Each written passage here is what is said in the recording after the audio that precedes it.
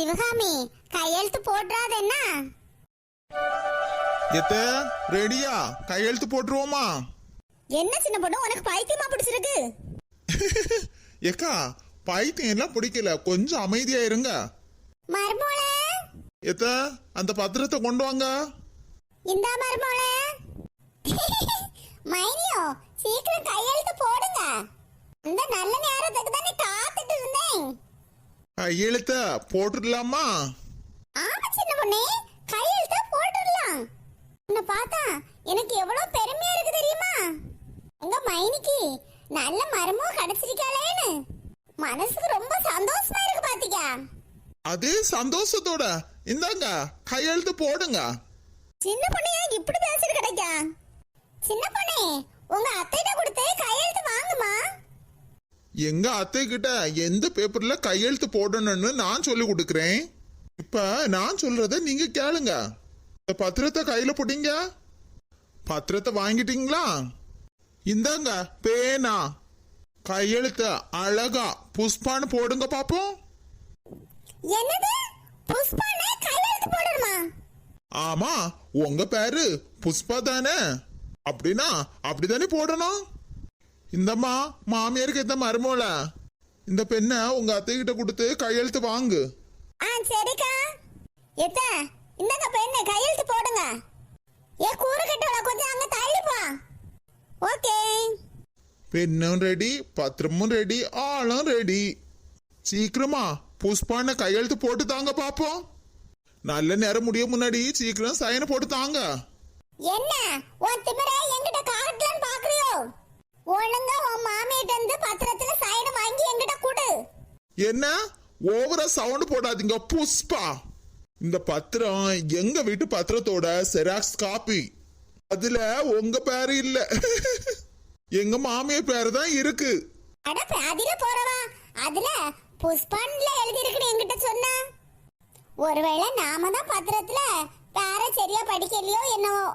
இந்த வீட்டுக்கும் எனக்கு எந்த சம்மந்தமும் இல்ல, அதே மாதிரி இவங்களுக்கும் எனக்கு எந்த சம்மந்தமும் இல்ல, எந்த உரிமையும் இல்லைன்னு எழுதியிருக்கேன். அதுக்கு கீழே சைன் போடுங்க. அழகா புஷ்பான கையெழுத்து போடுங்க பாப்போம். அடியே, நான் எதுக்கிட்ட கையெழுத்து போடணும்? இந்த வீடு எனக்கு தான், இந்த வீடு எனக்கு தான் சொந்தம். இந்த வீடு எனக்கு தான். உன் மாமியிட்ட இருந்து கையெழுத்து வாங்கி கொடுட்டி. புஷ்பா, கையெழுத்து போடல உங்க தலையெழுத்தையே மாத்திடுவேன், ஜாக்கிரதா. போட முடியாதுடி. ஏன் நெட்டச்சி எதுக்கிட்ட என்ன அடிச்சா? அடிக்கணுமா? உன்னையெல்லாம் தூக்கி போட்டு மிதிக்கணும். ஆஹா, இப்பதான் சின்ன பொண்ணாக்கா ஃபார்முக்கு வந்திருக்காங்க. மருமகள பாத்தியா? நாம ஒரு நிமிஷம் சின்ன பொண்ண சந்தேகப்பட்டுட்டோமே. ஆமாதா, நம்ம சின்ன பொண்ணு எப்பவுமே நம்ம சின்ன பொண்ணு தான். போதா, என் மருமகள பாத்தியா? திடீர்னு புஷ்பா போட்டு தூக்கி போட்டு அடிக்கிறா. ஆமா, இந்த கண்குள்ளா காட்சிய பாக்கக்கு தானே நானே என் மருமகள காத்துட்டு கிடைக்கும். பாரு திரும்பி. எவ்வளவு திமிரட்டி உனக்கு! மூஞ்சில குத்துன வச்சிருக்க, அப்புறம் முகமே இருக்காது பாத்தியா. அவ பாட்டுக்கு வருவாங்களாம். பூட்டின வீட்டு கதவை உடைச்சி நடு வீட்டுல வந்து உட்கார்ந்துட்டு பத்திரத்தை நீட்டி கையெழுத்து போட்டுதான் இந்த வீட்டை என் பேர்ல எழுதித்தான். அப்படி அவங்க கேட்பாங்களாம். நம்ம உடனே கையெழுத்து போட்டும் கொடுக்கணுமா அவங்க பேர்ல. என்னமோ பக்கத்து கடையில போய் முட்டாய் வாங்கின கதையா இல்ல இருக்கு. அடியே, என்ன இப்படி போட்டு அடிக்கலடி? உன் கைய முறிச்சிரும் பாத்தியா? கையே தானே, முறிங்க பாப்போம். எம்மா, என் கை போச்சு, என் கை போச்சு. ஒழுங்கா நம்ம சம்பாதிச்சதை வச்சு தின்னணும். இதுல கள்ளத்தனம் வேற. உங்க கதையில எனக்கு தெரியாதுன்னு நினைச்சிட்டு இருக்கீங்களோ? உங்களை எல்லாம் நான் கல்யாணம் கழிஞ்சு வந்த புதுசுல எங்க மாமியாரு எல்லாமே சொல்லிட்டாங்க என்கிட்ட. அது எப்படி? எங்க மாமனாரும் மாமியாரும் இருந்த வீட்டா அவங்கள அப்படியே நல்லா ஏமாத்தி வீட்டை விட்டு வெள்ள துரத்தி அந்த வீட்டையும் எழுதி வாங்கிட்டீங்க. இப்பவும் அதே மாமியாரு, அதான் உங்க மைனிகாரி அப்படியே இருப்பாங்க. நம்ம இந்த வீட்டையும் அப்படியே எழுதி வாங்கிடலான்னு வந்தீங்களோ? மாமியார் அப்படியே இருந்தாலும் இப்ப கூட மருமகன்னு நான் இருக்கேன். அப்படிதான், நல்ல கேளு சின்ன பொண்ணே. அன்னைக்கு என் மாமியாரை ஏமாத்துட அந்த புஷ்பா கள்ளி என்னைக்கு மாட்டுவான்னு தான் நான் இத்தனை நாளா காத்து கிடந்தேன். ஐயோ, எங்க மாமியாருக்கு முகரக்கட்டைய இப்படி நான் பார்த்தது இல்லையே. என்னது, எனக்காக நீ காத்துட்டு கிடந்தியா? ஆமா, உங்க கைய உடைக்கணும், காலை உடைக்கணும், வாயை உடைக்கணும். எத்தனை நாளா காத்துட்டு கிடந்தேன் தெரியுமா? என்னத பாத்துட்டே நிக்கிறீங்க? அடியே ஆத்தாடி, என் மைனிகாரி மிதிச்சு தள்ளிட்டால. குயிலு, உன் ஆசை கனவை இன்னைக்கு நிஜமாக்கிக்க. எம்மா எம்மா ஆத்தாடி. கையெழுத்து வேணுமா? இல்ல கையெழுத்து. இன்னைக்கு இந்த புஷ்பாக்க தலையெழுத்தே மாத்திட்டேன்ல. புஷ்பா இனி சவுண்டே விடக்கூடாது. கூட்டத்தோட கூட்டமா நமக்கு நல்ல சான்ஸ் கிடைச்சது. மாமியாரே, உங்க மண்டை உடைச்சிட்டேன் பாருங்க. மைனியோ, உங்க மருமக என்ன போட்டு புரட்டி அடிக்க. மைனியாவது பயனியாவது இங்க பாருட்டி. புஷ்பா, இந்த சவுண்ட் வீடி வேலையெல்லாம் வச்சுக்காத. இனிமேல் இந்த சவுண்ட விட்டுட்டு இந்த பக்கம் வந்த என் மருமக உனக்கு அட்ரஸ் இல்லாம பண்ணி போடுவாட்டி.